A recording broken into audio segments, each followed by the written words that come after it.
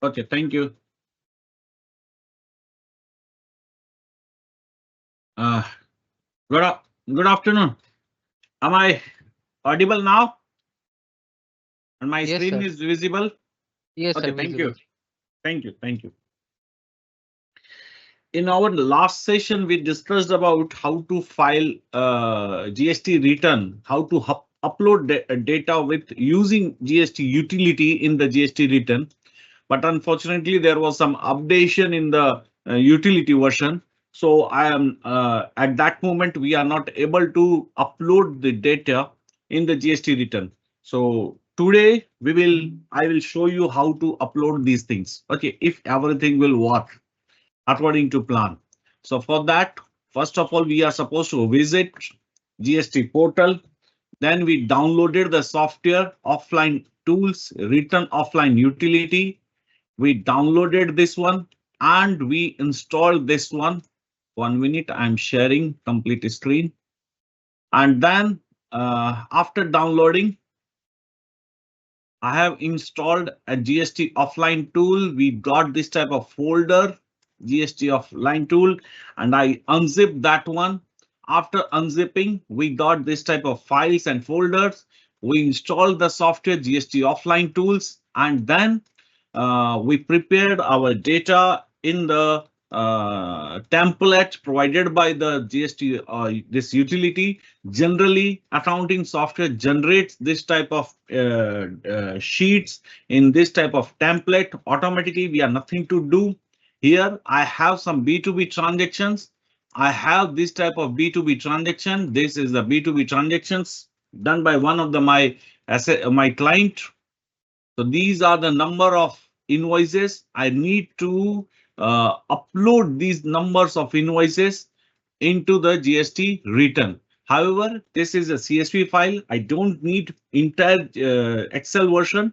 In the Excel version, there are two type of uploading tools are there. One is the Excel mode. If you are using Excel workbook, in that case, the entire return will be updated, will be prepared automatically now. But since I am a my client is a quarterly filer, I need to update only B2B data in the system.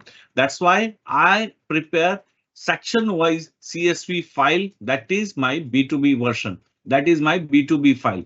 Whatever transaction I have done, my client have done during this period, which are considered as a B2B transaction, I need these numbers of invoices in the GST portal. For that, we are supposed to launch GST offline tool. This is, I already have installation of this one, so I don't need to install it again.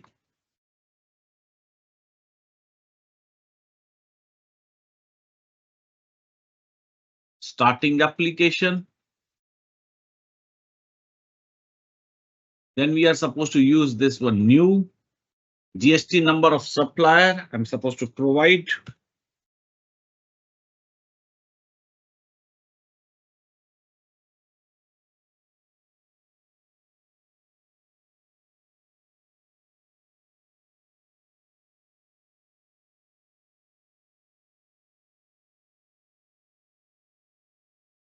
This is the GST number in which I need this data. SEZ taxpayer, no. Yes, he's a quarterly filer, so I have selected this one. Then proceed. Yes, I need to import files. There are two options, whether to import Excel or need to import section wise. I need section wise importation are required. That is B2B transaction. Import CSV, providing the pair for the CSV file where this file is located. Yes, this one is here. There is some issue with this invoice number, the row number, the error are giving error are provided on these row numbers. There are some issue. That means the format is not appropriate. So we need to check it. That one.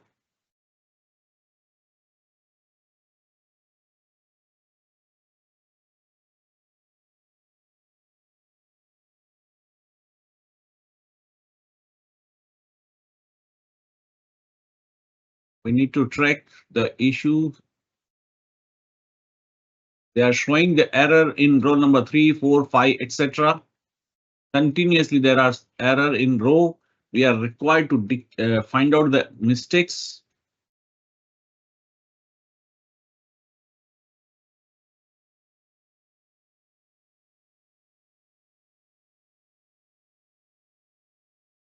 If this is not there, if we did not, I'm showing you, I am taking another CSV version, CSV file. Okay, this one I am considering. All the data are here. This is that 42 number of invoices are there. I am generating file. Save. The JSON file would be stored over here. And then we need to upload this JSON file in the GST portal. How to upload? This is the login page.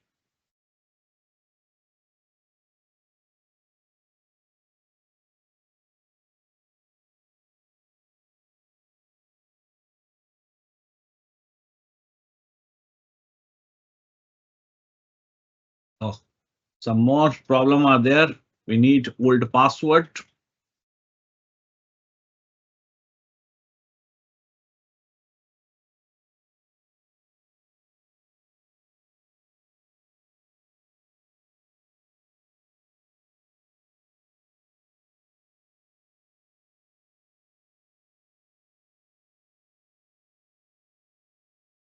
Sometime they may ask this type of password updation frequently. Generally, once in 3 months, they are asking for resetting the password.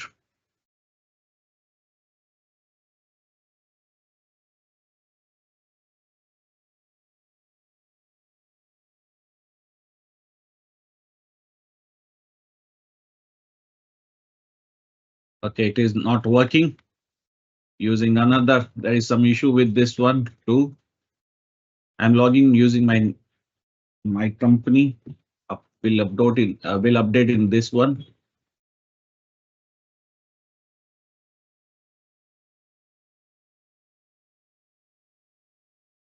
In that case, we need to change the JSON. Okay, one minute.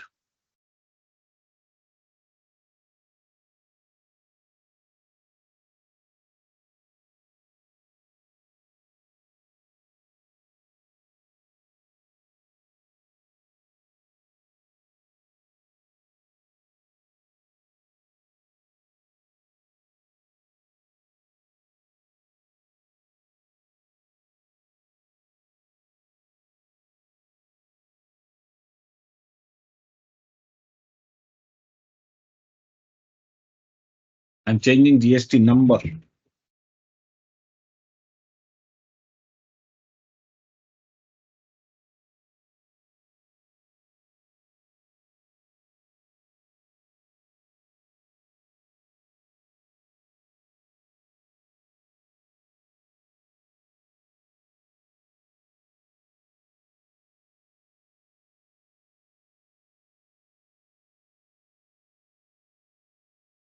Importing CSV file.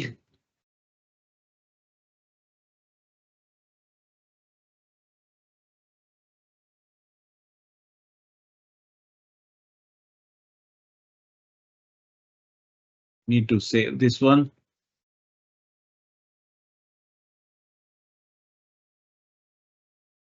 Stored. Now need to upload this one. There may be some error. Here we will prepare offline. Choose the generated version we will upload here. Choose here. This is proceed. Now check. Now check. In this IFF utility, we have 40 number of invoices. We have 40 number of invoices. All are there. So by this way, we can upload many invoices in single shot in the GSTR1 without doing much more labor. If I reset this one, then entire data will be lost. I reset this one. All the data lost. If you want to re-upload this one, then again come here. Then use this button prepare offline. Again choose file. Choose the generated JSON file. Click over here. Yes, it is done. Just click this one. It is processed. Now again came to return dashboard. Here it is Jan. Now check it again. It is there are 40 number of invoices are there. By this way you can upload uh, many invoices within fractions of second into the system, and then I will file this return. So I believe it is clear to all how to upload this, how to use this offline utility for uploading the data in the GSTR1 without putting much pressure, without giving any extra labor. Is it clear? There are some technical issues are there, but I hope the process is clear to all of you. Generally, believe me, the process is very simple. Today or day of in last session, there was some updation was there, so there was some issue in the utility, but more or less this works very smoothly. Now, I'm going to show you how to file nil return of GSTR1. How to do that one? I'm logged out from this one. I need to log in it for another client.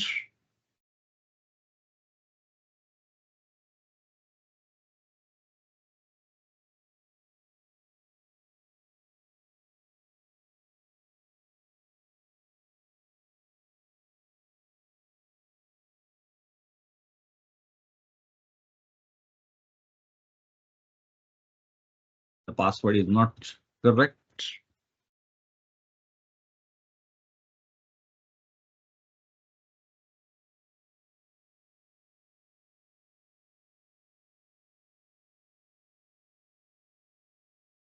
Now it is.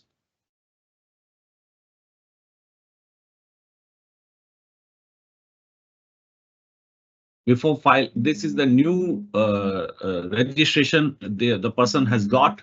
After this, he is required to update his bank statement in this one. If it is not, so that message was there. I'm going to file his nil return for the month of January is not. I'm supposed to select whether he's supposed to file.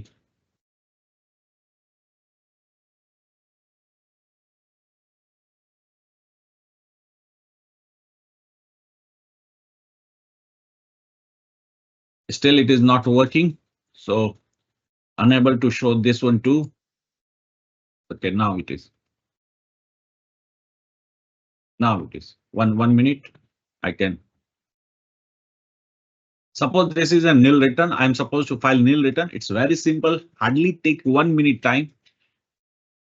GSTR1. Here, I will click over here. Check this box.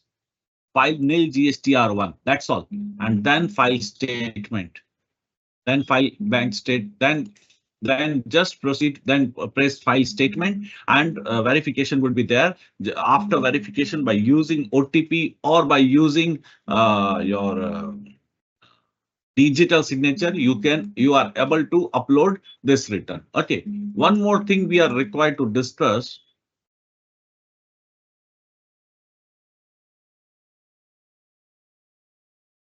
Annual return, GSTR 9.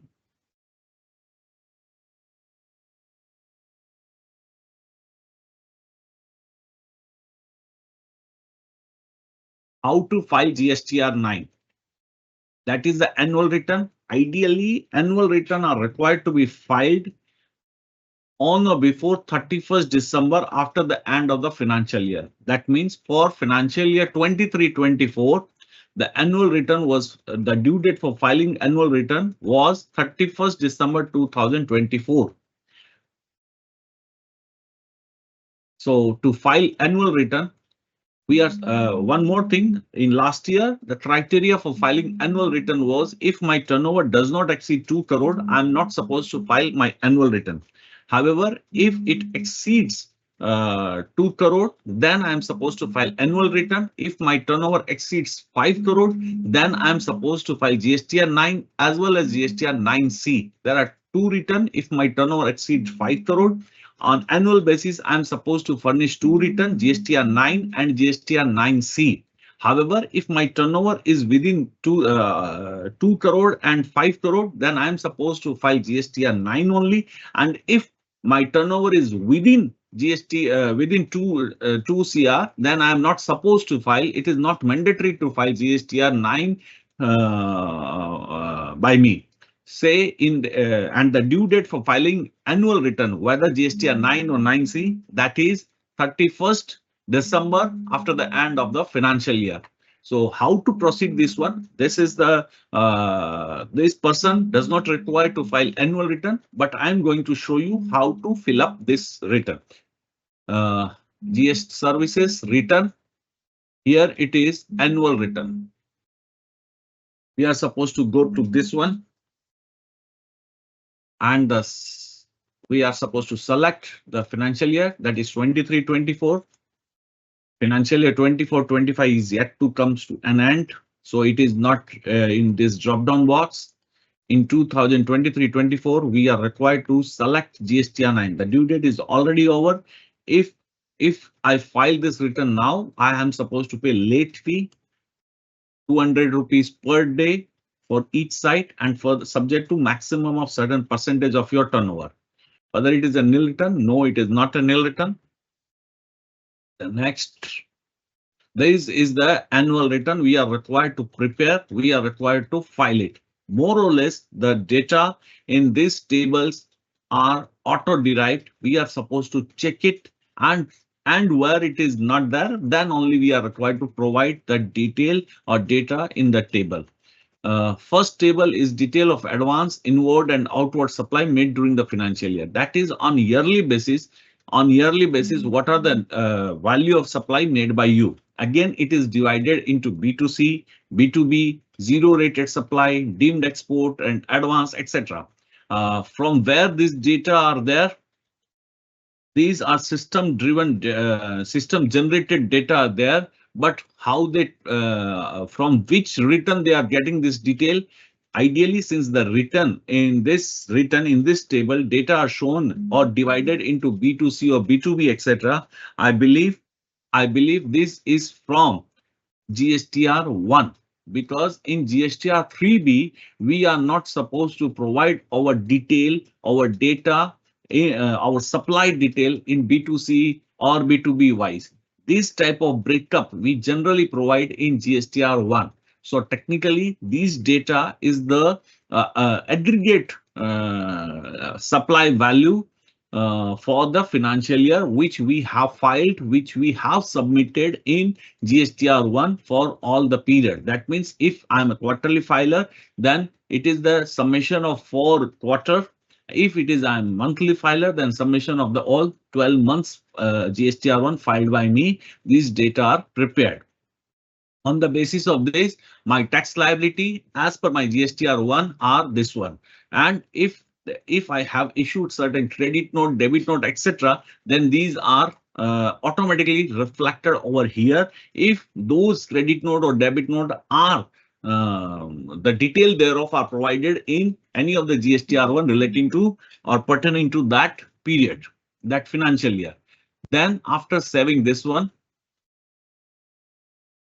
then another supply table are there where GST is not applicable. That means in this table, they are asking whether I have made any zero rated supply or SEZ without payment of any tax, etc., or exempted, nil rated or non GST supply, credit note or debit note issued in respect of those supply, and finally the total turnover. Ideally, this turnover should be matched with your profit and loss statement. Ideally, this should be matched with your profit and loss statement. Whatever type of your supply are there,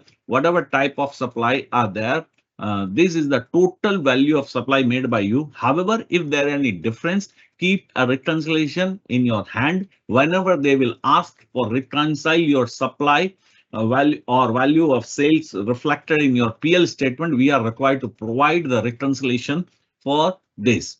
And this is the total gross liability we are required to pay for the entire year, for the entire financial year. After this is the liability side. Liability side are packed. Now comes to ITC. In ITC detail, uh, total amount of input which are we have claimed in GSTR 3B. These are the ITC I have claimed in the GSTR 3B for the entire year.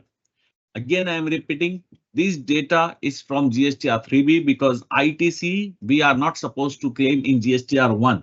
So ideally this data is from GSTR 3B and it is also mentioned over here. It is from GSTR 3B. These are the ITC claimed by you. Now we are required to provide the breakup of this ITC. Not invoice wise breakup they are asking. They are asking whether I got this ITC, whether this ITC pertaining to any inward supply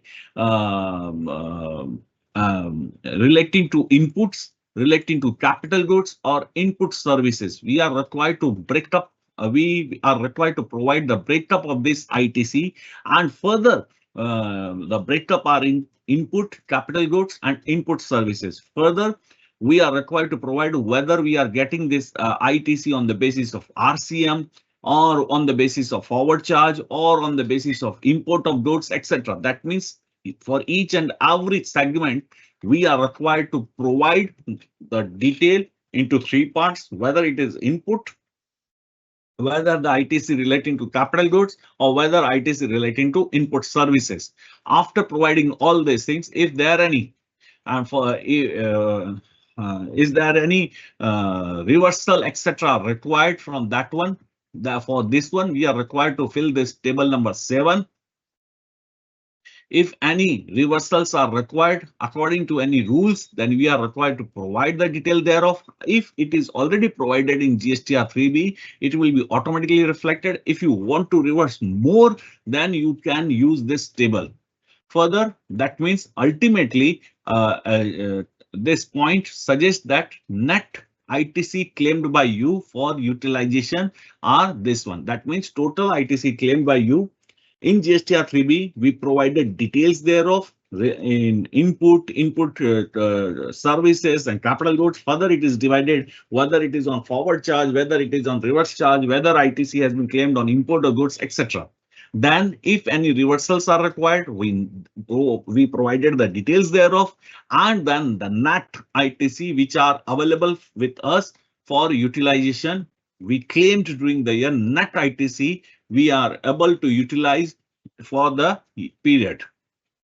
After that, this ITC, the net ITC, we are required to match with GSTR 2B, which we already discussed. In ITC GSTR 2B, all the forward supply, the ITC on forward supply are there as reduced by debit note or credit note, or increased or reduced by debit note or credit note. This is the ITC on the basis of 2B.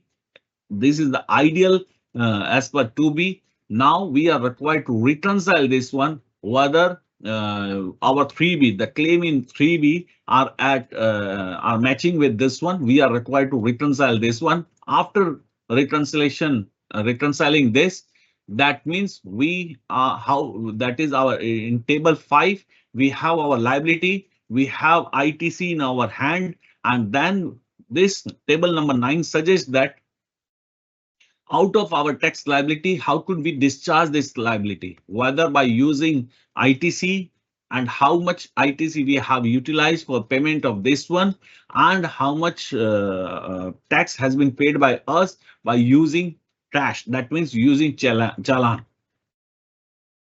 Though all of these are automatically generated, we have nothing to do with this one. These we are nothing to do. Generally, it is automatically generated. If there is any mistake, then only we can rectify those mistakes.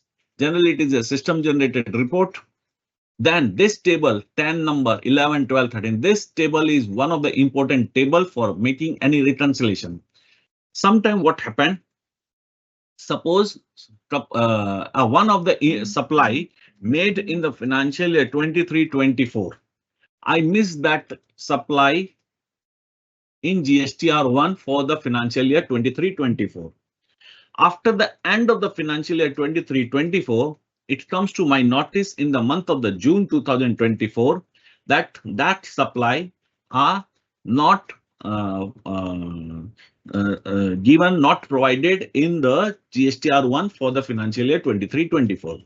So for the month of June 2024, when I am filing GSTR1, I added that value in my GSTR1 relating to June 2024. Now question arises. Now the problem is that in my financial statement, my supply is more than 1 lakh. The amount of the supply would be greater, on higher side, because in GSTR1, I have sold, I did not shown 1 lakh rupees as a supply made by me during the financial year 23-24, but it was reflected in the month of June 2024, that is after the end of the financial year. Now, how to report this one? This is the table. We are required to provide the information whether any supply relating to financial year 23-24 reported in the next financial year, then the amount and the tax thereon we are required to provide. It may be positive, it may be negative. Whether any ITC pertaining to financial year 23-24, but we have claimed in the financial year 24-25. It may happen, say one of the particular invoice pertaining to the month of the March 2024, I forgot to claim. I did not claim any ITC for that invoice in the month of March, even though I am eligible, eligible to claim that ITC in the month of the March itself. But unfortunately, due to some omission, I forgot to claim that one. I forgot to consider that ITC in the financial year 23-24. But when it comes to my notice, say in the month of July 24, I claimed that ITC in the return GSTR 3B, but for the period July 2024.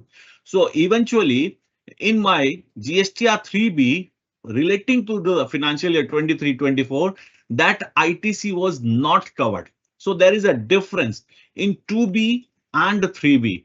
To reconcile that one, if I'm claiming that ITC in subsequent period, then we are required to provide the detail of that ITC, whether it may be or on either other side, it may happen that my ITC was I claimed excess ITC, but in the month of June, I reversed that excess ITC. That means this table are supposed to be utilized as a reconciliation statement where any of the item relating to this supply or ITC claimed in the return beyond the financial year. In that case, we are required to declare, yes, this amount, whether it is the amount of supply, whether it is a tax, whether it is ITC pertaining to financial year 23-24 are claimed or reversed or liable in the financial or offered in the financial year 24-25. If this is the case, we are required to provide the detail in this table. However, if this was not yet offered, that means in the financial year 24-25, it was not yet offered, then we are not supposed to provide the detail relating to those supply in this table. Is it clear? Little bit tricky. Then if I'm liable to pay any amount of tax in the by declaring some of the liability in this table, whether the payment has been made by me or not. So differential, this table number 14 are suggesting whether the amount relating that differential tax, whether it is payable and it is paid by me or it is not paid by me. If it is paid, generally, if I offered that money in the month of June 2024, then I already paid tax on that in the month of June 2024. So generally, whatever the liability extra disclosed by me are already paid by me. So it would be equal. If it is not paid by any reason, then you are required to pay it before filing this GSTR 9. After that, this is the important part. HSN-wise summary of outward supply we are required to provide. HSN-wise outward supply made during the financial year, we are required to provide the entire detail, and that total supply value should match with your total value of the supply shown by you in this return. Then similarly, HSN-wise summary of inward supply are required to be provided. If your turnover exceeds certain threshold limit, then you are required to provide HSN-wise summary of inward supply. That means on which you are claiming ITC, you are required to provide HSN-wise detail of your inward supply. That means your purchases, and then we are required to press this compute liability. And if it is everything is fine, then this button proceed to file would be enabled, and then you will press this one, and you are able to file GSTR 9. Is it clear to all? Is it clear to all?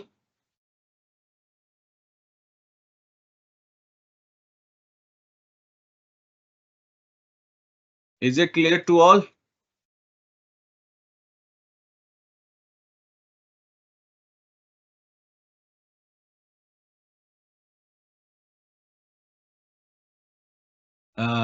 Tejeshwar, yes, Excel format should be in the prescribed format. The format are this one.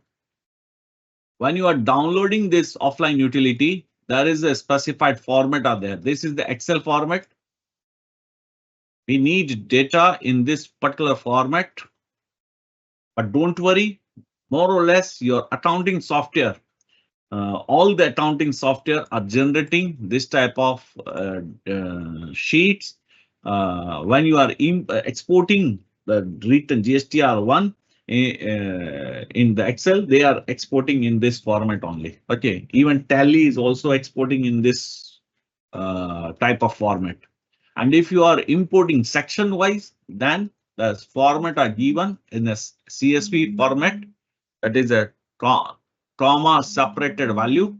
Each and every segments are there. We are required to use this format. Okay. Then there is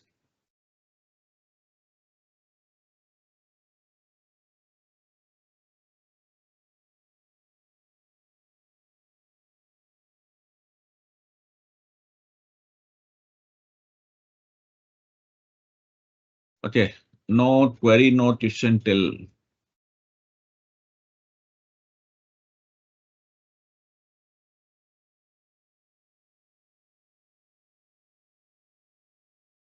Okay.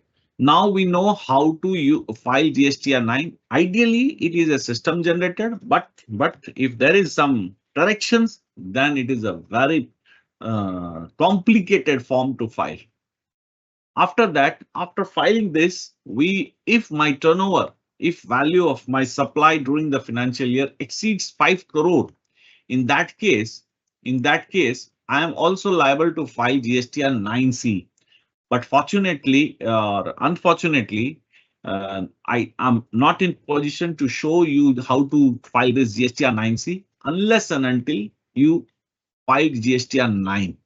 Once the step is like this, first of all, you are required to file GSTR 9, and once it is filed, only then you are able to prepare 9C.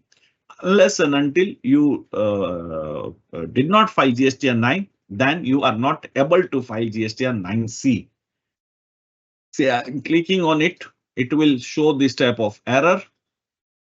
To prepare and file form GSTR 9C, filing of GSTR 9 is mandatory. First of all, we are required to file GSTR 9, then only we are able to file GSTR 9C. So I'm unable to show you this return right now. And then one more thing, in GST regular filing, we are supposed to check whether TCS or TDS provisions are applicable on me.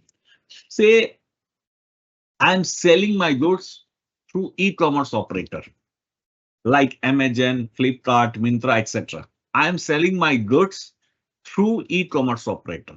In that case, those Amazon, etc. are supposed to collect TCS. That means they will collect TCS on my behalf. That is the GST TCS. That is not income tax TCS. They will collect TCS and they will file their return, TCS return, TDS TCS return. In that case, that means that TCS are considered as prepaid tax paid. That means tax paid by me in advance. That is considered as my prepaid tax. For example, if I have, where is this one? Say, for example,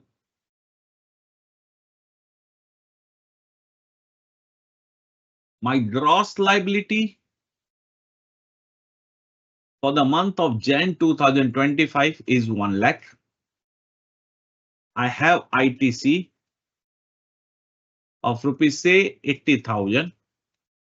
Ideally, I'm required to pay 20,000, and I have TCS or TDS of rupees say 25,000.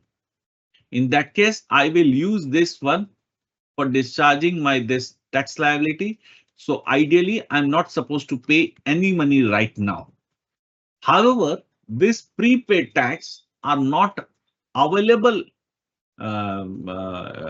in my GST lasers, that is cash laser. It is not available. What happened? Amazon will pay TCS on my behalf, and he will file. They will file the TCS return.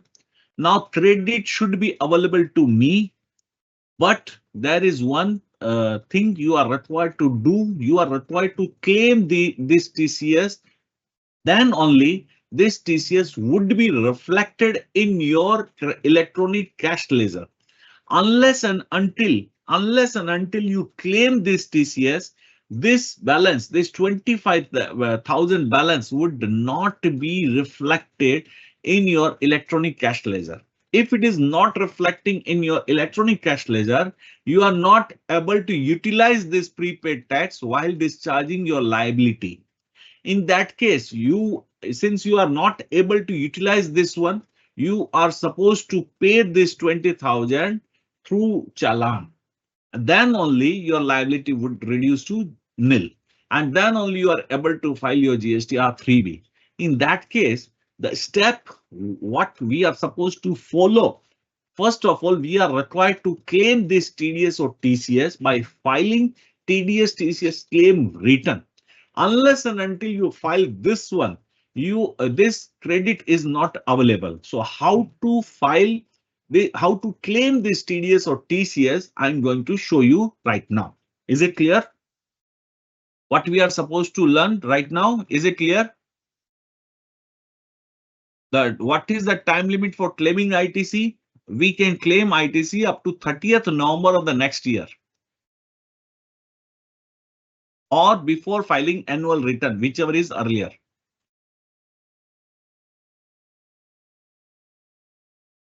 So how to claim this ITC? I'm going to show you. Services, return, services, return. Here it is TDS, TCS, credit received. We are required to click over here and say it is for the month of April. Say I do not have any TDS, TCS, but for the demonstration purpose, I'm going to show you. Say for financial year for which month you are required to claim this one, we are required to select the appropriate month. Say for financial year 24-25, the month of April, I'm claiming my TDS TCS which are deducted or collected by Amazon, etc. So I'm clicking this search, then this type of interface would be there. I'm required to click on prepare online. So here, ideally, they should show zero only. Ideally, they should show zero only. Say this is the case of TCS. I will click over here. Then if there is any record would be there. If there is any record relating to TCS would be there, then it would be reflecting over here. If give me 1 minute, I'm going to show you how it would look like. One minute. I'm disconnecting my screen. After disconnecting, I can show you. One minute.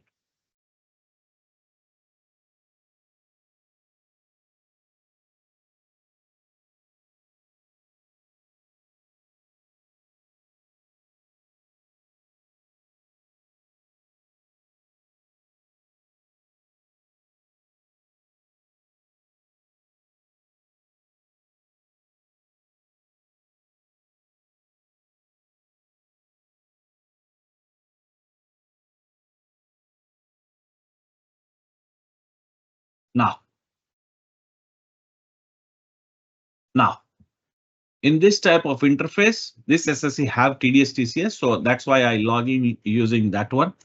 Prepare online. Here, ideally it would show zero, but we are supposed to click over here. After clicking this, we got this information. The TCS collected by Flipkart Limited on behalf of this SSC is 10,628. Supply rate, that is the 11,377 each. That is amounting both sides. If we consider it is 22,000. We are required to accept this one or reject this one.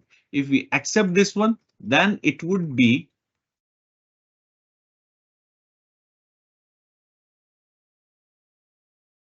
if we accept this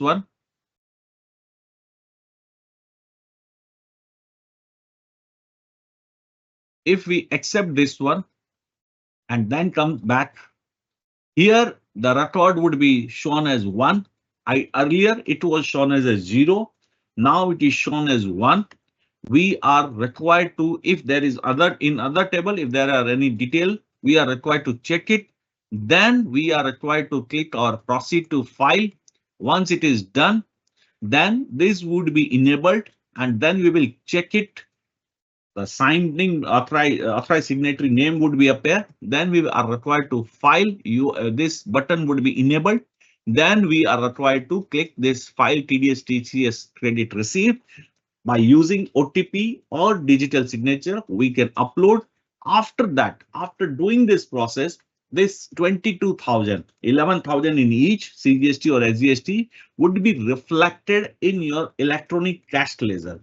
If someone asks in electronic credit ledger, when I get credit, number one, when you pay your money using challan, then electronic credit cash ledger would be credited. And by if on your behalf, if TDS or TCS are collected or deducted, and you are claiming that TDS or TCS by filing this return, then your electronic cash ledger would be credited. Then only you are able to utilize. Your cash balance for making payment of your GST liability. Is it clear? 1 minute. I'm again disconnecting my screen.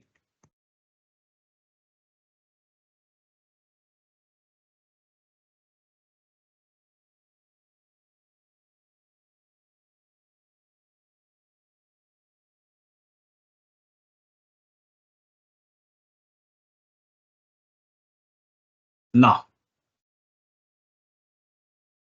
after this, so till now, what we have discussed in GST part, we learned how to file GSTR1. We learned how to file GSTR3B. We learned how to file IFF. We also check how to view GSTR 2B, etc. Then we also learned how to use offline utility, and then we learned how to get registration certificate, how to register ourselves in the GST system. Now we are learning if there is any amendment in the registrations are there, then how to rectify, how to an amendment are required to be made in the amendment certificates. For this one, for these things, first we are going to discuss, learn how to download your GST registration certificate. Number one option is this, use this view profile. Here you will get my registration certificate. You can download your registration certificate from here. Suppose in this registration certificate, my address, my place of business address is this one. Suppose my address are changed. I shifted my office from this area, this address to some other place. It may happen. So in that case, you are required to amend your certificate. You are required to make an amendment application, and after that your amended registration certificate would be there if everything will be there. So for making this amendment, how we are supposed to proceed, I'm going to discuss right now. Is it clear? So anyone have any questions? The previous class is not attended. Okay, there is no question, no query till now. So we are going to discuss how to amend our registration certificate. As per GST portal, there are two types of amendment. For that one, we are required to go services registration. There they are saying there are two types of amendment. Amendment of registration, non-core field. Amendment of registration, core field. There are two types of amendments are there. Core field, change in core field, and change in non-core field. Core field denotes your identity, your address are going to be changed. And in case non-core, that is your mobile number or your email address, or you are adding another line of goods or services, those are considered as non-core field. First, we are going to discuss how to amend non-core field. It is easier. The order, that means once you update the system will automatically change the amendment made by you, and no order are required to be made by your jurisdictional officers. However, in case you are going to amend your core field, like your address, your identification, etc., in that case, you are required to provide the documentary details. You are required to make an application to the jurisdictional officers, and once he checked that one, is satisfied, then only he will grant, he will pass an order for making this amended certificate. In case of non-core field, jurisdictional officer are not required to issue any order. However, in case of amendment in core field, the process your jurisdictional officers are required to be made an order. After getting the order from that person, after getting the order from the jurisdictional officer, your amended registration certificate would be available to you. Okay, so we are going to first check how to use this non-core field. This is my GST number. I'm making some non-core field amendment, like my mobile number are changed. My email address supposed to be changed. In that case, just we will change the respective. I'm not going to edit this one. Say this is the promoter. I'm going to say one more promoter are required to be added, or the mobile number of these persons are required to be edited. We will click this button edit. I'm not supposed to open this one because this have some information which are not required to be made in public, like my Aadhaar number, etc. are there. So I'm not supposed to edit this one. I believe you can understand. We just amend our mobile number, edit the mobile number and an OTP, and then we will go to verification page. OTP would be there. We are required to provide the OTP. That's all. That's all. Our mobile number or email address are required to be supposed to be changed in this way. Very simple. No interface of jurisdictional officers are required. However, I'm not supposed to open this place. Okay, I believe you able to understand this one. Why I'm not supposed to click on this edit, because few of the information which are sensitive would be revealed. So I'm not supposed to open. So in case I'm supposed to make core field amendment, like I'm supposed to change my place of business. In that case, I'm supposed to be here, click place of business. Then I will edit this one. We will press this edit button. We will provide the new address, say 123. In place of 123, there is, say, some other address are there. I will change this one, select the proper geolocation, and after that, we are required to provide the address proof. Like same, just like we are required to provide in our fresh registration application, whether it is in own places, then we are required to provide tax receipt or conveyance deed, etc. It is on rented premises, then we are required to provide the rent agreement along with the ownership proof. If it is some other, this premises belongs to one of my friend where no rent agreements are there, he give me his consent, then we are required to provide the consent letter, etc. That means exactly the same we are required to provide whatever document we are required to be provided at the time of making a fresh application relating to the change in the address. After this, we will save this one. One more thing we are required to provide. Documents like trade license, etc. We are required to provide. If my address are changed, then there should be a new trade license for the new place. So we are required to provide the copy of that trade license too. Then we will save it. After saving, again comes to verification. Then we are required to select this one since there was no change. So these are disabled. Once it is there were change are there, then this would be enabled position. Then we will select the authorized signatory. We will apply that one by using OTP or digital signature. Once it is done, then our jurisdictional officer will verify that application. That application. And once if he is satisfied, then he will pass an order for amending this one. If he is not satisfied or he needs some more detail or some more documents, then he will issue a notice to provide all these details. Once you get that type of notice, that means some further more details of some more documents are required by him. In that case, we will attach those extra documents, and once all of these formalities are done, then if he is satisfied, he will issue an order for making the changes in that registration certificate.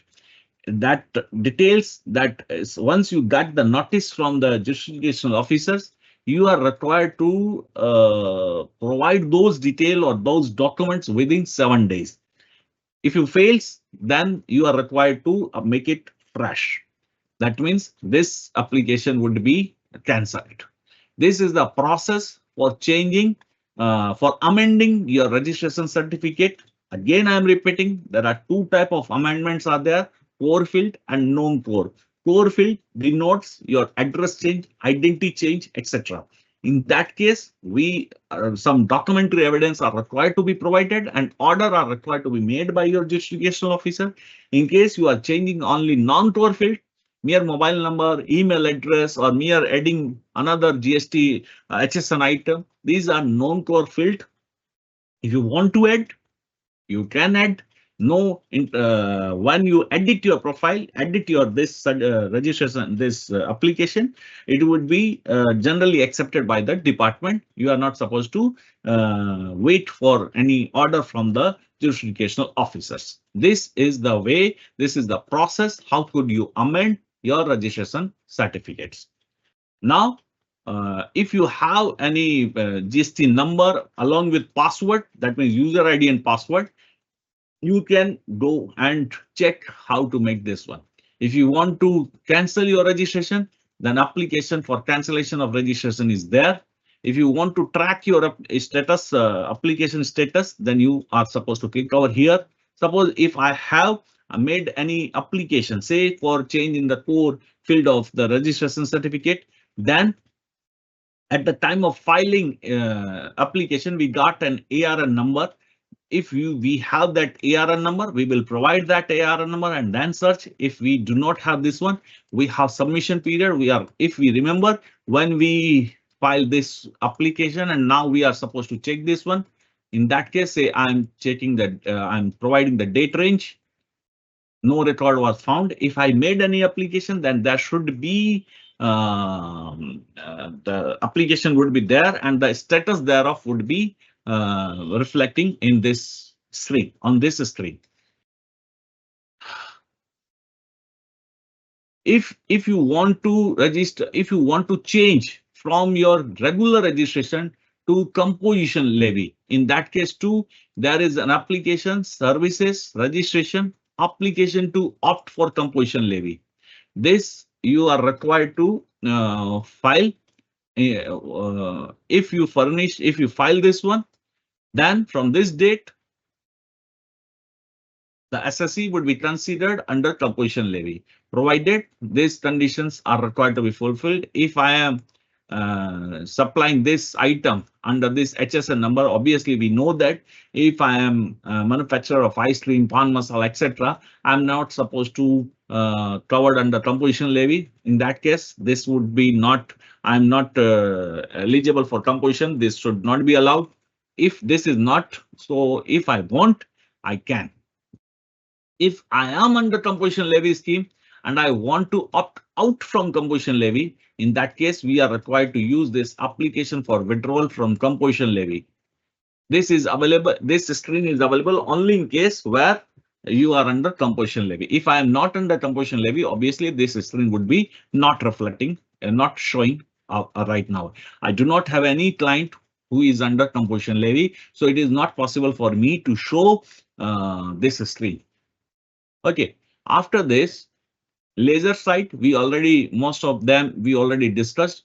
Return, we generally return dashboard, we already discussed.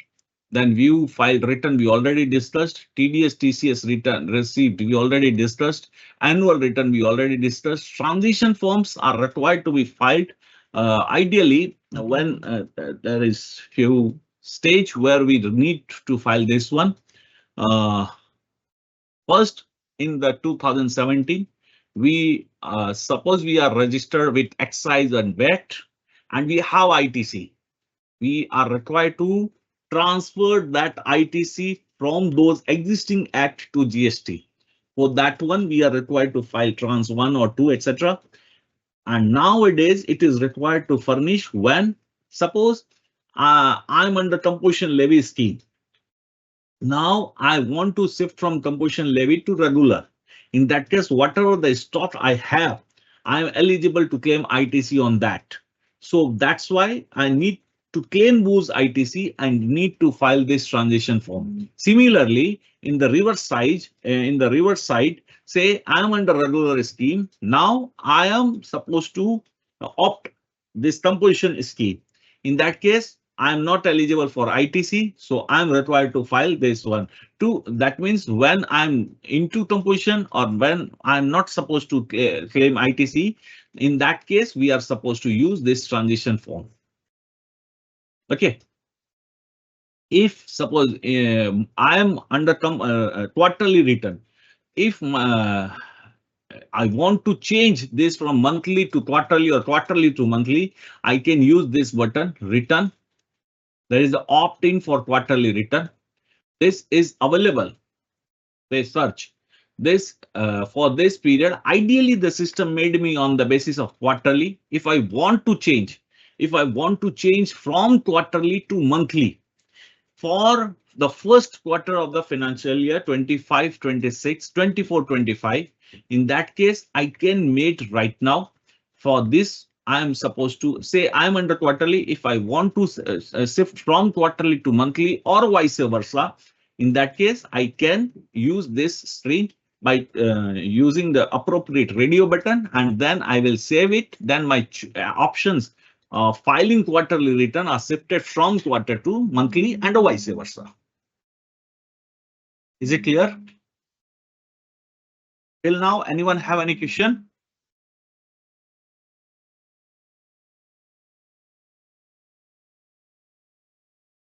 In case you are going to change, if the name of the proprietor are changed, ideally PAN number are supposed to be changed. In that case, my suggestion is that obtain a new GST number, and that registration would not work.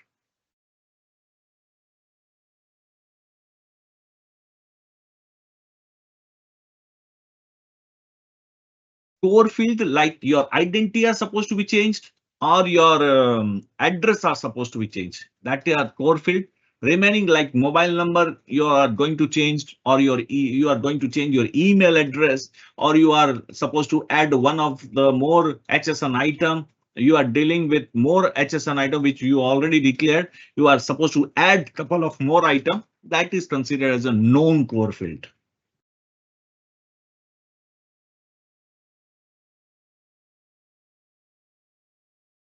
So after this, I believe it is clear to all. The filing of return this on quarterly basis. The criteria is that my annual, I am under regular tax scheme, and my aggregate annual turnover for the financial year 23-24 should not exceed 1.5 crore. If it is more than 1.5 crore, the option of filing quarterly return would not be available with me, because QRMP scheme, if you learn QRMP scheme in your intermediate, the criteria to opt for QRMP scheme is my aggregate turnover in the preceding financial year should not exceed 1.5 crore. Okay. After that, payment we already discussed. How to create challan, how to save challan, how to view challan history. We already discussed all these things. User service. Here, if I made any application, or some application are not yet submitted, but I started working on that. In that case, say I saved a draft of that application. Now I want to work on it. That would be available in my saved user services, my saved application. Here right now we have two application would be there like this. Today is a 12/2 and this is also 12th Feb. I try to amend my core field. I try to amend non-core field. Just before you, we did this one. So it is considered as my, it is reflecting in my saved application because it was not submitted. It was just I started working on it, but I did not completed that one. So it is reflecting on my saved application. Now, if I want to edit, if I want to proceed further, I will edit. I will press this one, edit one, or I will discard this one. However, in any circumstances, this application would be expired on this particular 27th Feb 2025. That is max to max. It is 15 days. It would be available open. After that, it would be automatically expired. I cannot edit after this one. However, once applications are submitted by me, it would not be there. In that case, that would be reflecting in my application. We are required to select the application type for which we are looking for. From this table, we are required to select the appropriate option and then date. And if I want to apply afresh, then we are supposed to click on new application. View download certificate, another choice. We already discussed from your profile, you can download, and if that is not working, if you forget, then there is also another option to download your certificate. This is the registration certificate. If I want to download, I can click over here.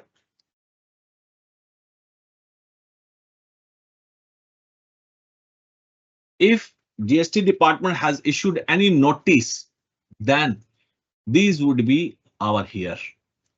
Any notice, short cause notice, whatever type of the notice are there, it would be there. Fortunately, I do not have any notice, so it is nil. If there is a follow-up in this notice, then there would be, this would be in this tab, additional notice and order. Fortunately, I do not have any notice or additional notice, so I'm not supposed to show all these things. If it is, then it would be reflecting in the here in this type of table. HSN, if you want to search your HSN, then you can search by chapter, etc. That is mere. You can check your HSN code. These are letter of undertaking. I believe you already discussed. Letter of undertaking we already discussed in our earlier session. Is it true? Someone is asking, is there any difference between TDS and TCS? TDS are required to be deducted when you have working with government. Government are required to be deduct TDS. Say if you are supplying anything to government department, then they are required to deduct TDS subject to certain threshold limit.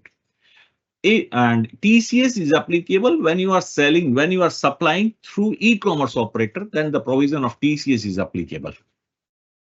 GSTR 1A is a mid-way solution. Suppose I furnish my GSTR 1. The due date of filing GSTR 1 is say 11th of the next month. That means 11th. Yesterday was the due date for filing GSTR 1 for the month of January. Accordingly, suppose the information should be in the in my customer, in my client. Relating information should be the invoice wise information would be in the 2B of my customer or my client. Unfortunately, instead of providing GST number of X, I provided in one of the invoice, I provided GST number of Y.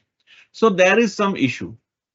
To amend this one, due to this, my actual customer, Mr. X, are not supposed to claim ITC because it was not reflecting in GSTR 2B, and it is reflecting in the GSTR 2B of Mr. Y. And he is not supposed to claim that ITC. So there is one person, Mr. X, are not supposed to claim ITC, but he is not able to claim ITC because that figure is not reflecting in his GSTR 2B because I provided wrong GST number. And on the other hand, it is in the GSTR 2B of Mr. Y, but he is not supposed to claim that because he did not make that purchase. In that case, if it comes to notice of Mr. X or Mr. Y, if they inform me before the due date of filing GSTR 3B, that is on 20th, in that case, I will amend my GSTR 1 by using this GSTR 1A. That is the GSTR 1A. Okay.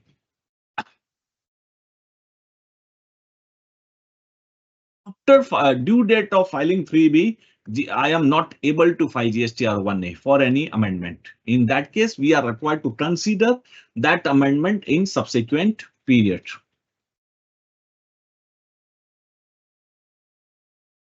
How to download CGST rate notification? If you want to go through all the notification, etc., in that case, I suggest that there is one government site.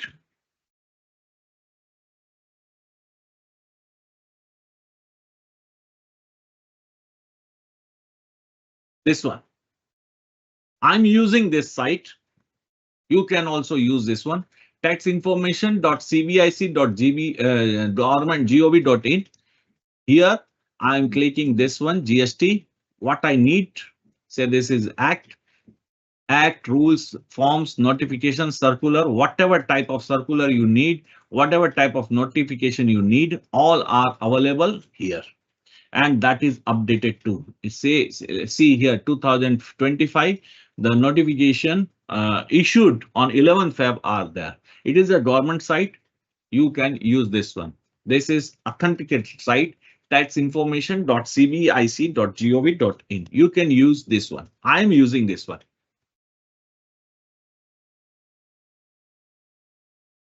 Okay, now after this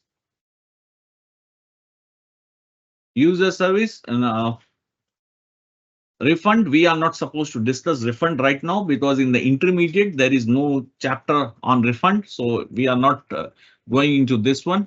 After this, now we are shifting to our remaining part, that is application for ESI, etc. For registration with ESI,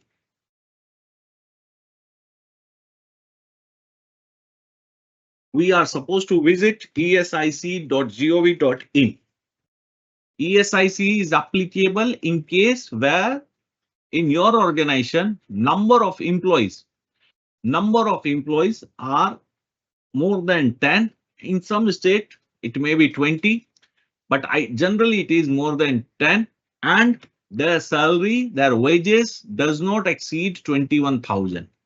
Then the ESI is applicable on you. Once ESI is applicable, you are required to register yourself with your ESI on this portal. How to register?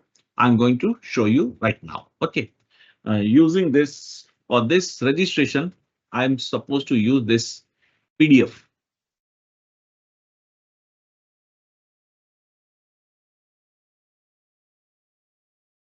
First, we log into the esic.gov.in. Here, click here to login. We will click here for login. Once there is a login button are there, since we do not have username, etc.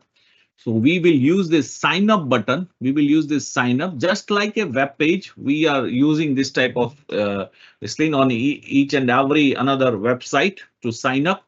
We will press this sign up.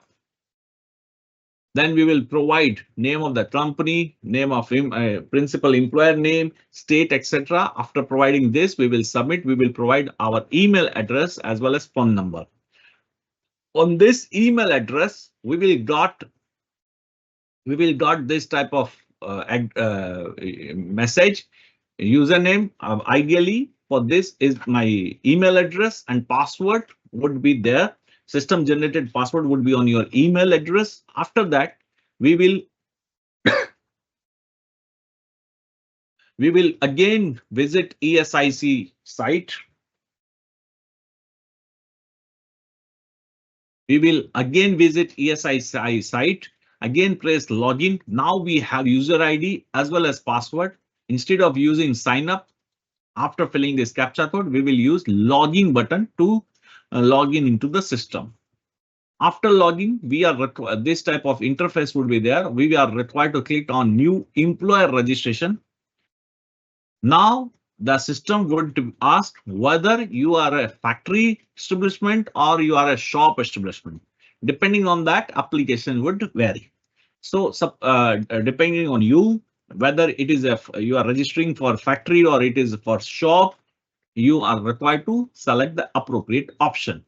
After that, a form would be there. You are required to fill the form. In this form, generally we are required to provide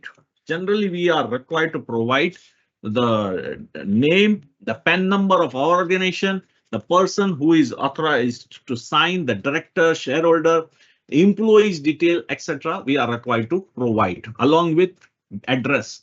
We are required to submit all these things.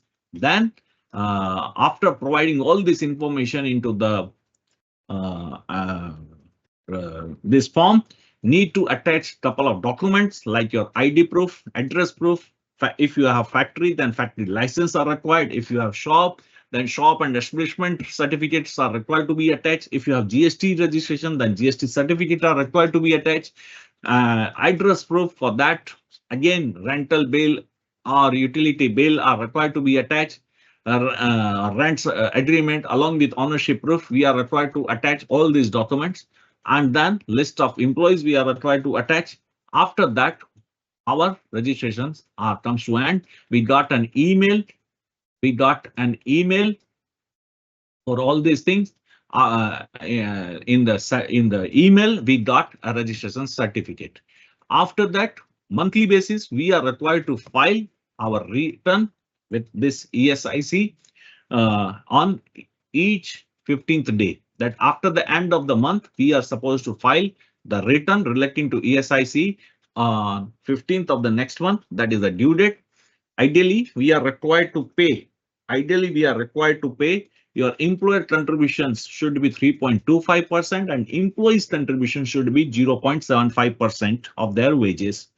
And if per day wages of your worker or labor does not exceed 176 or less than 176, then you are not supposed to, then employees contribution would be 0. In nutshell, I'm repeating, generally employer contribution would be 3.25% of the salary or wages of that person, and employees contribution would be 0.75% of the salary or wages of that person for that particular month. If the per day labor wages is less than 176 rupees, then employees contribution, that particular employee's contribution would be 0. He will not contribute in the ESIC.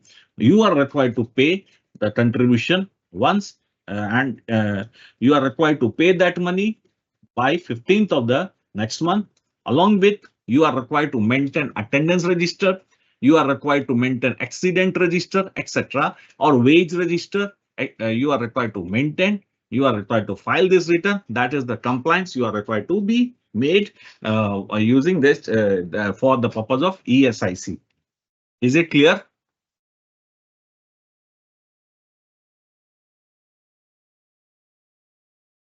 One more thing, employees provident fund. If number of employees exceed 20 at any point of time, then you are required to register yourself with epfo.gov.in, epfo.gov.in, like this one.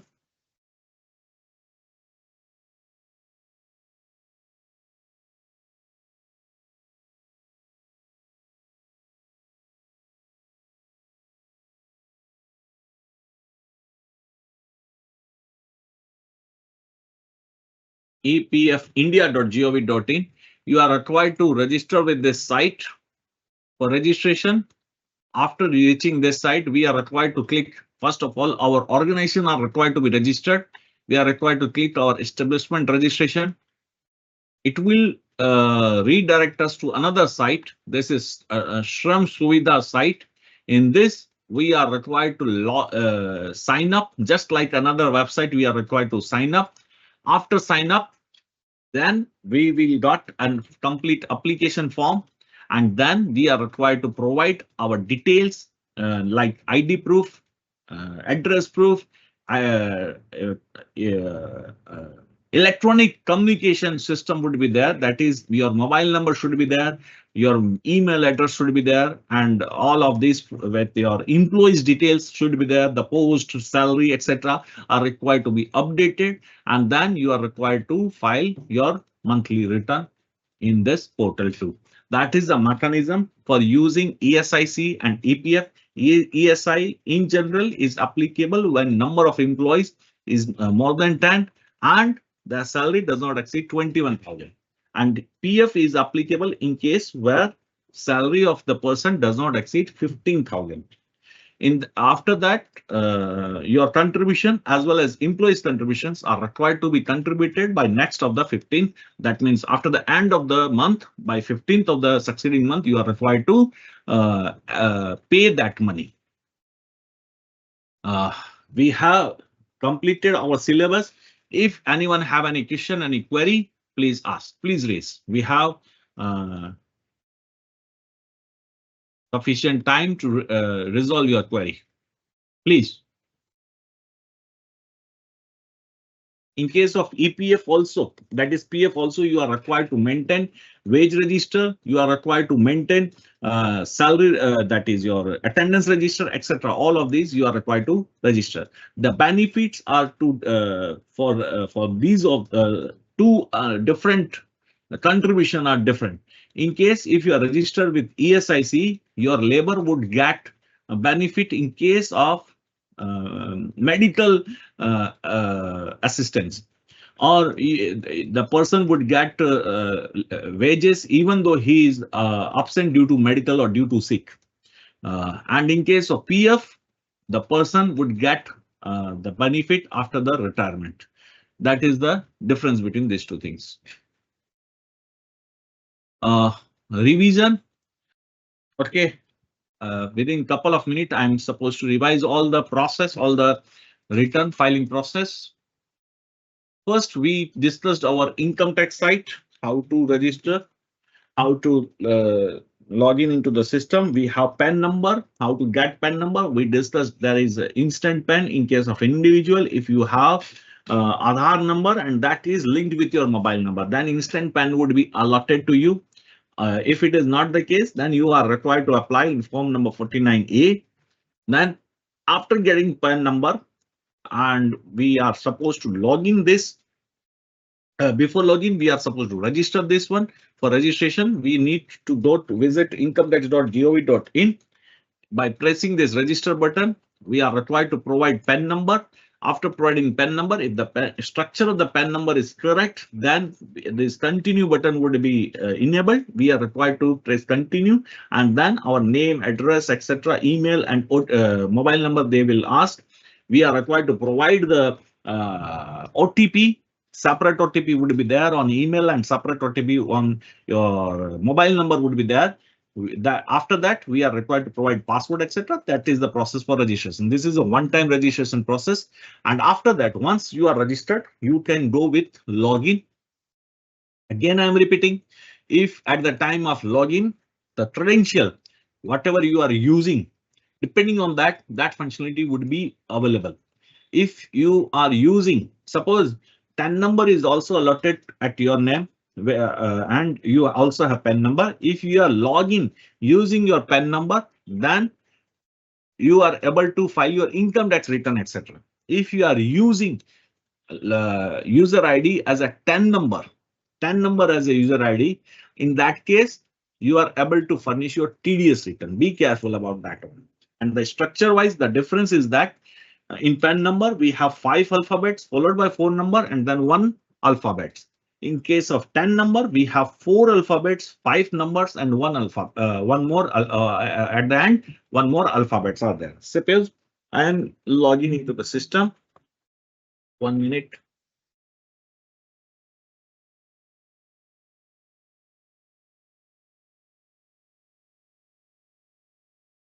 I do not remember PAN number. That's why I'm supposed to check from the register I am maintaining. After logging to the system, this type of interface you will find. Generally, this type of interface would be there. And here, if you want to file your want to file your tax return, income tax return, before filing income tax return, we are supposed to check 2 documents. Number 1 is 26 years, like this one. By clicking this 26 years, proceed. That statement would show us our TDS detail or TCS detail would be there, like this one. And another documents we are required to check, that is AIS report, which would be under income tax return, view annual information statement, or you can go directly from this tab. Nowadays, this is also in the navigation bar. By clicking this proceed, you are in this AI. Here it is AIS. There is 2 type of form are there, TIS and AIS. AIS is little bit detailed version and TIS is a little bit abridged version. After checking this, check your computation, whether you have offered, whether any information are missing or not. After that, we are supposed to file income tax return. By using income tax return, file income tax return. need to select the assessment year, filing type. Nowadays, uh, for this period, for Jan, Feb, and March, you will not find ITR 1, 2, 3, 4, etc. The reason is that filing of ITR 1, ITR 1, 2, 3, 4, etc. are up to 31st December. After 31st December, you are not able to file any of this form with the income tax department. That's why in this drop down menu, these returns are not appearing. Once you visit after month of April or May, once the ITR for assessment year 25-26 would be enabled, you will get the information. You will get the item like ITR 1, 2, 3, 4, etc. over here. You are required to select the appropriate income tax return, and then you are supposed to provide the answer of this. Then continue. You in case of ITR 1 and ITR 4, the mechanism, the interface would be just like a wizard. You are required to fill each one by one. The tab would be there. Once you fill confirm the first tab, another tab will be opened, and then so on. After filling that, if there is any tax liabilities are there, if there any tax liability are there, in the return itself, they will ask pay now. If you do not want to use that option, in that case, there are two options we have to file to pay our tax liability. Number one, without logging, we have in this quick links, we have e-pay tax number 1, 2, 3, 4, fourth item in this quick link left side, e-pay tax. In this, if you are using this type of mechanism for making payment our tax, then OTP would be there in our mobile beforehand. Verification, authentication are required to be done. It is not like that. Suppose I'm paying tax on your behalf. In that case too, I will use your PAN number, but I can provide my mobile number. In that case, OTP would be on my mobile. It is not like that.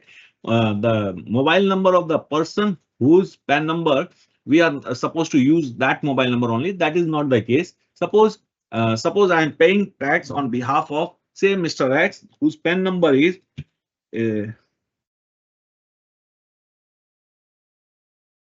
say this one. I again want to confirm. What is it?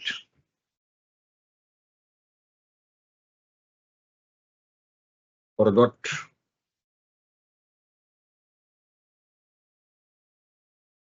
Yes. In that case, it is not like that I'm required to provide the registered mobile number of this SSC only. Here, I can provide my mobile number in which I am able to get the OTP. Okay. It is not like that you are required to use only that person mobile number. Once OTP would be there, I need to select the appropriate challan for making payment. If you do not want this process and you have login credential, just logging into the system.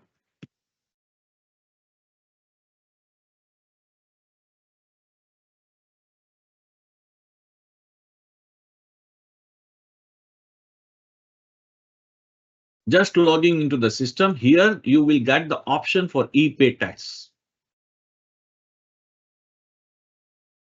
Generate challan, or if you want to view the payment history, then use this payment history. If you want to pay a new one, then you are supposed to click this new payment option.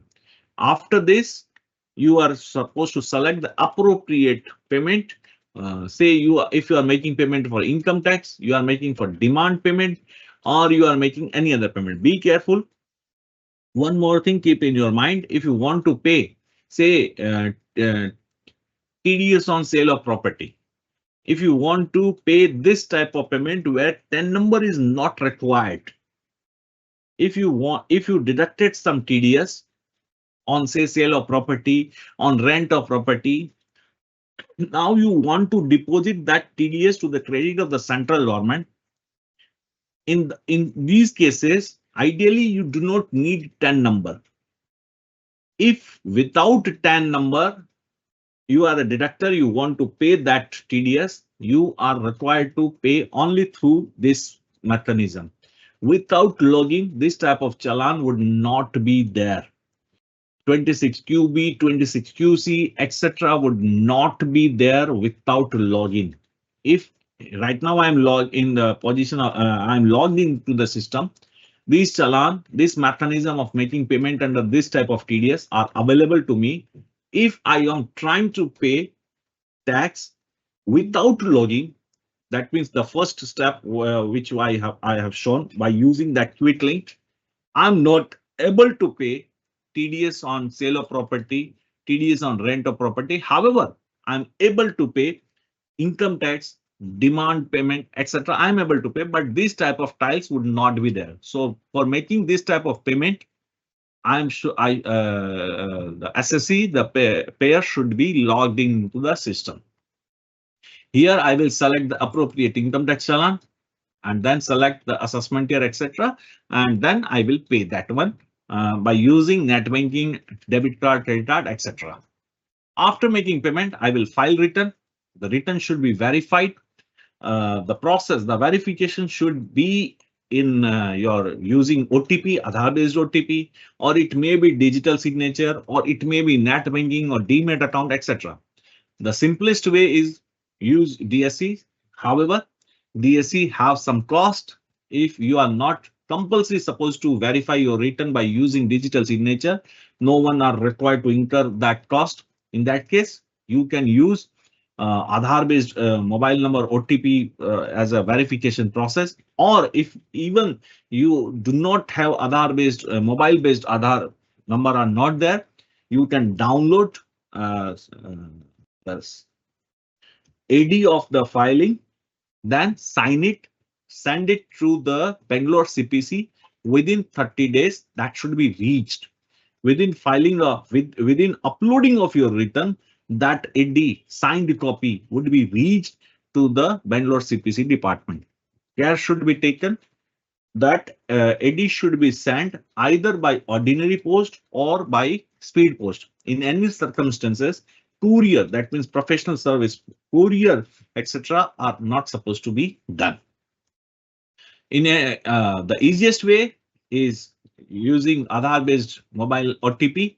That is the easiest way, but it should be done within 30 days. If it is not done, it will be considered when you verified your return, then only it will be considered yes, you have filed your return. Suppose I uploaded my return on 30th July 2024 and the due date of filing return is 31st July. I have incurred some losses in share market. So my return is within time. So that losses are required to be carried forward to the next year.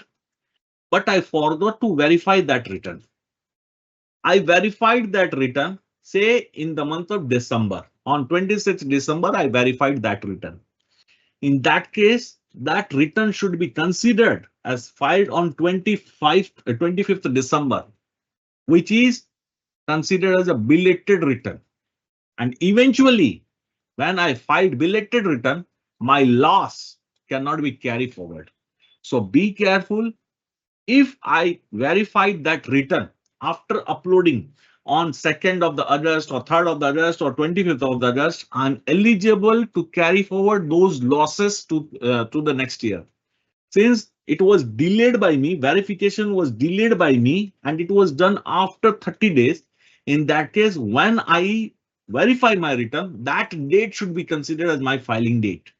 In that case, it is belated, and I'm not eligible to carry forward that return. So even though I done all of the exercise beforehand, but just one step I missed, I'm unable to carry forward my losses. That would be a big loss to your client, your SSE. So be careful about this one. You are required to verify your return, uploaded return. If you are digitally verified, using digital signature, it is verified. It's fine, done. Your work is done. However, if it is not so, in that case, be careful, be particular about verification. If it is not verified, your client may have some losses. Okay, after verification, AD would be there. That would be considered as a you have filed your return successfully. There are two type of AD would be there. One, without verification. That means unless and until it is verified, you verified the return, the pattern, the format of the AD would be different.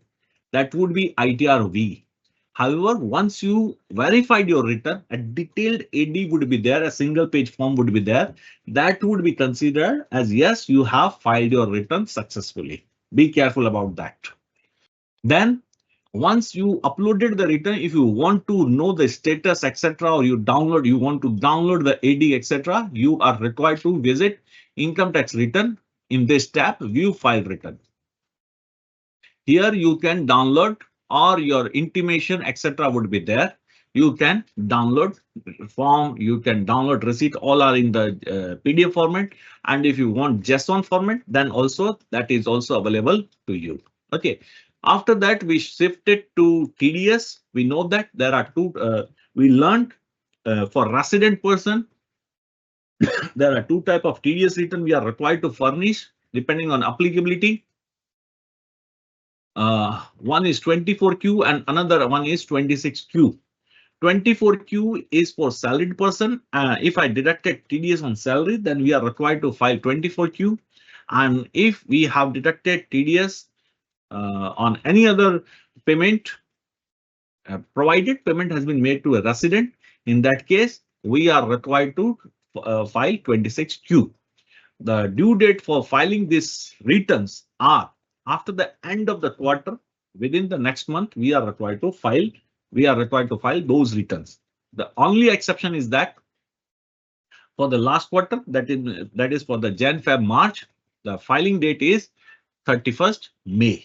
That is the due date. If you fail to file your TDS return within this time, you are liable to pay late fee of ₹200 per day, subject to maximum of TDS amount of TDS involved in that return.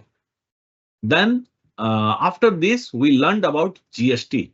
For GST, we learned GSTR1, GSTR3B, and in between there is IFF, 2B, etc. In GSTR1, we are required to provide our supply detail, our liability detail, outward supply and tax thereon. And that should be divided into B2B. More broadly, that should be divided into B2B and B2C. In case of B2B transaction, we are supposed to provide invoice-wise detail. And for B2C transaction, we are required to provide state-wise and rate-wise, subject to large large B2C transaction large and B2C transaction small. Then we are required to provide HSN-wise detail. We are required to provide the document issued by us during that period, the detail of those we are required to provide, and few more informations are there. Then we are required to file GSTR1. The due date, ideal due date for filing GSTR1 on a regular monthly scheme is 11th of the next month. However, if I am under quarterly scheme, for quarter ending, after the end of the quarter, within next 13 days, I am required to file GSTR1. For the intermediate 2 months, quarter under QRMP scheme person can file IFF return. Then after filing GSTR1, etc., on 14th of the next month, a return GSTR2B would be there. It would be prepared. You can view, you can check whether ITC is available to you. You can accept, reject. Then on the basis of your accept or rejection of the ITC, GSTR3B, you are required to file. Before filing GSTR3B, you are required to discharge your tax liability. Whatever your liability, whatever your gross liability as reduced by your ITC, subject to provision of adjustment of ITC. And if you are still required to pay tax, then you are required to discharge that first, and then only you are required to file, you are able to file GSTR3B. Be careful, mere payment does not mean you have filed your GSTR3B. Further, we discussed there are 3 types of register or ledgers are maintaining by the GST site. One is electronic cash ledger, electronic credit ledger, and electronic liability register. When you are making payment using challan, the money would be credited into your electronic cash ledger. When you are utilizing that for discharging your tax liability, the money would be debited. Similarly, when you are claiming any ITC, your GSTR electronic credit ledger would be credited, and when you are utilizing, that would be adjusted, debited. Similarly, there is electronic liability register. By filing GSTR 3B, that the position of that at that point of time, your electronic liability register balance would be 0. If it is not 0, you are not able to file GSTR 3B. After that, we learned how to amend, how to register with GST site. For that, we need PAN number. That is the first number we need. If we do not have PAN number, you are not able to register with GST number. In general, we are not able to register with GST number. GST site, we should have PAN number.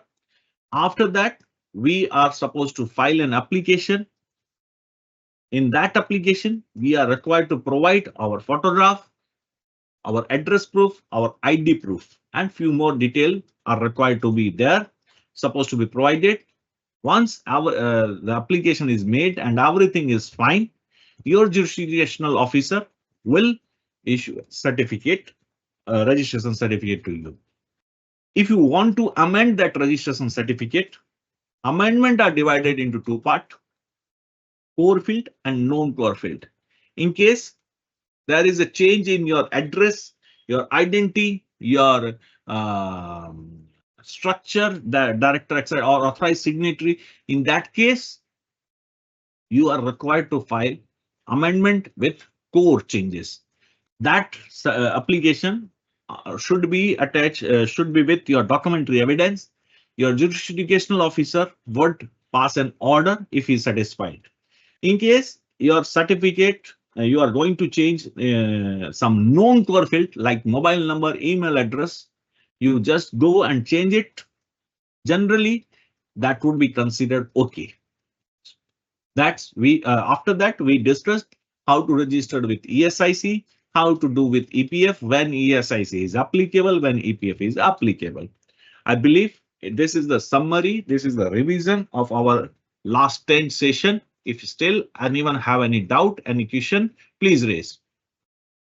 ESI, it is the 15th. What is the due date for to deposit amount in ESI? It is the next month, 15.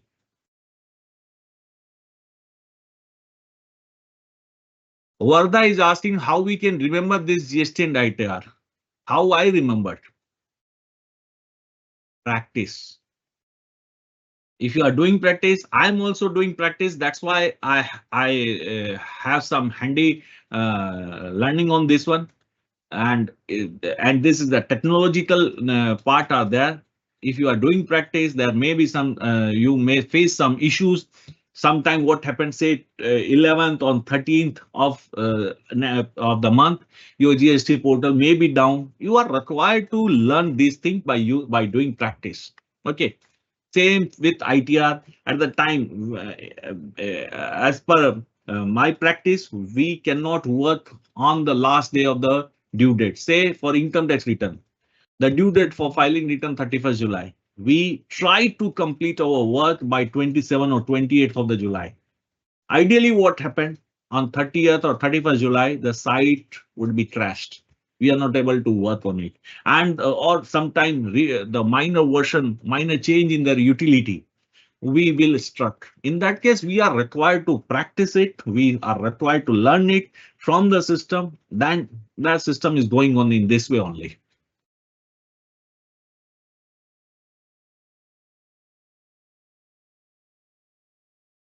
Like in our last session, I am unable to demonstrate, which I am working since 2017 using offline utility. I am uploading the return for my clients since 2017, but in the last session that was not worked. It may happen. Your mind set up like this one. You are not supposed to irritate. You keep these things may happen. This is a progressive thing. The system may be changed, the utility may be changed, or sometimes net may be not work, sometimes site may not be work. You are with all these things. Thank you, Kaliraj.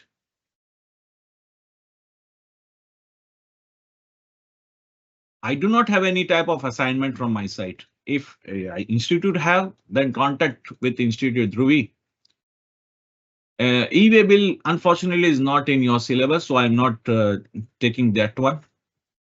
Due date of ESI, I already explained. It is the next after the end of the month, within 15, you are required to pay.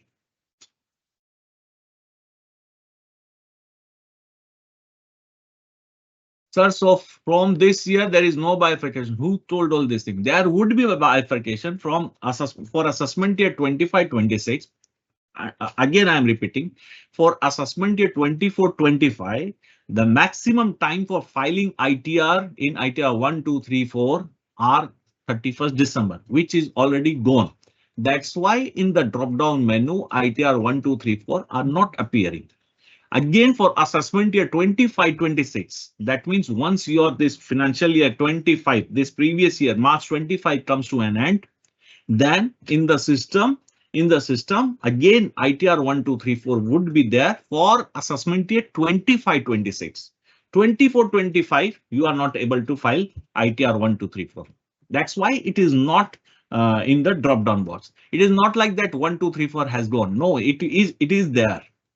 For 25-26, it would be notification would be issued by the CBDT. If certain changes are required to be made in the return, then they will made it, and then they will upload in the that tab. 1, 2, 3, 4 would be reflecting over there.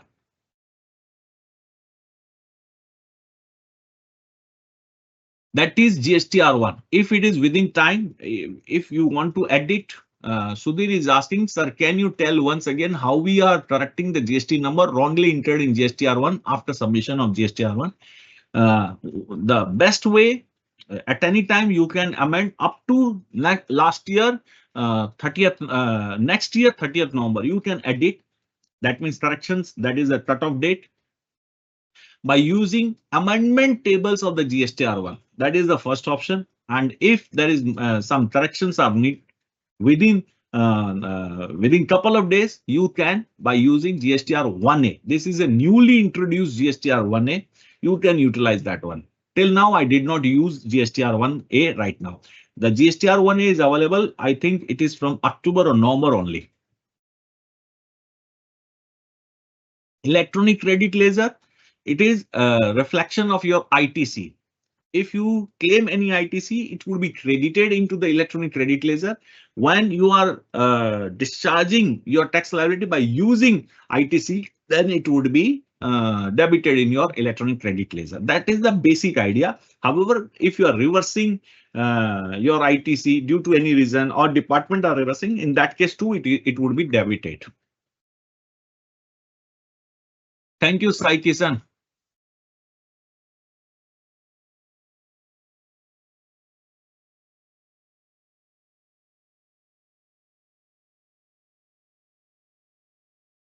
Okay, I hope it is clear to all.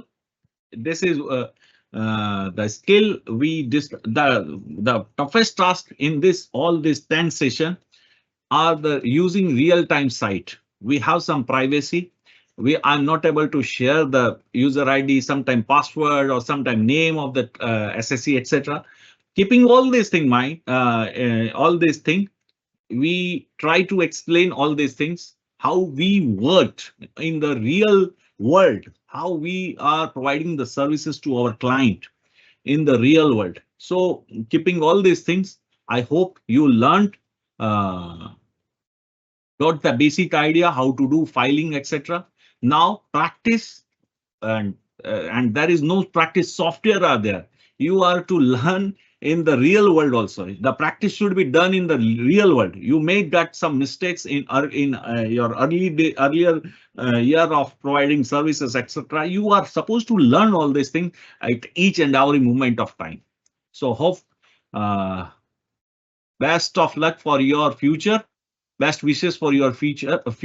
Thank you. Still, if you have any question and any query relating these things, you may post a comment in any of the video on the YouTube, whether it is related to e-filing or not. It is hardly matter. If you post a comment, on any of the any of the under the any of the video posted in my YouTube channel, I will reply to you. Okay. Thank you, sir. Hopefully you enjoyed the session. You learned something. Thank you. Shall I conclude the session?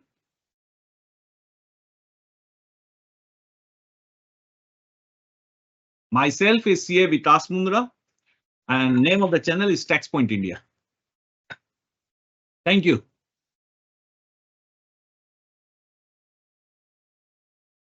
No email ID, just use that public platform. Everything is open, everything is transparent. Okay.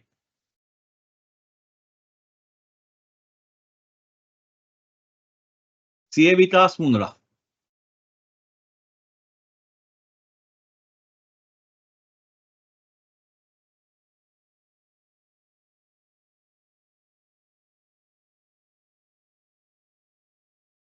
Thank you, Kishore.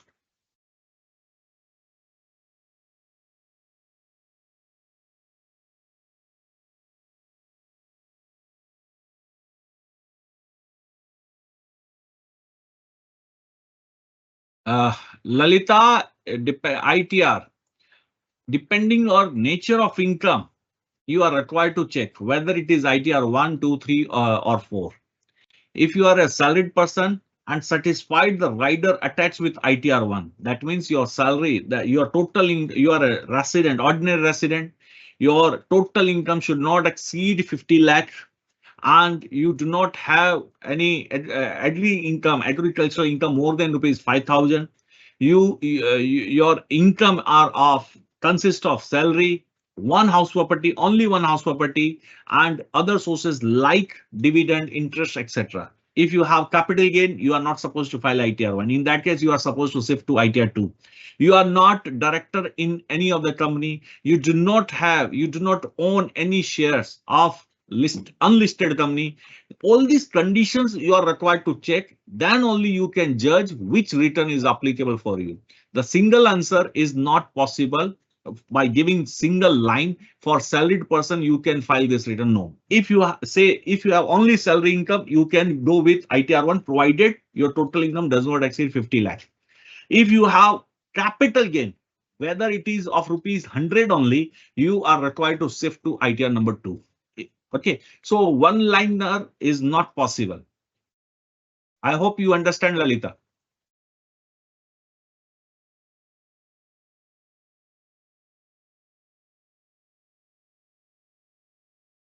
It is in my name, that is CA Vikas Mundra, or you may search with TaxPoint India.